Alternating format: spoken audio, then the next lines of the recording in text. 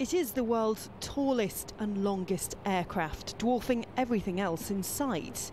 And the Airlander 10 doesn't even need a proper runway to take off.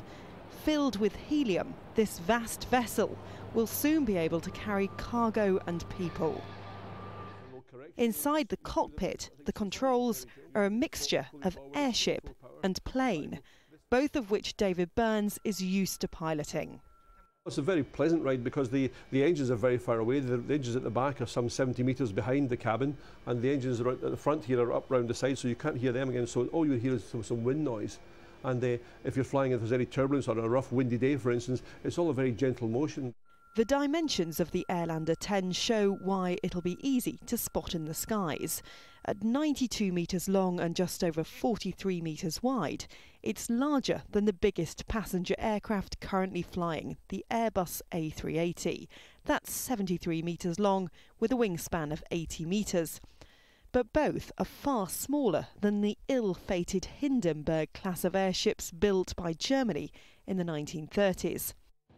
Back then, and when this hangar was at the centre of the UK's airship industry, the balloons would be filled with flammable hydrogen. Now it's helium, making them safer and easier to manoeuvre. When this is airbound, it will use about a third as much fuel as a regular big aircraft.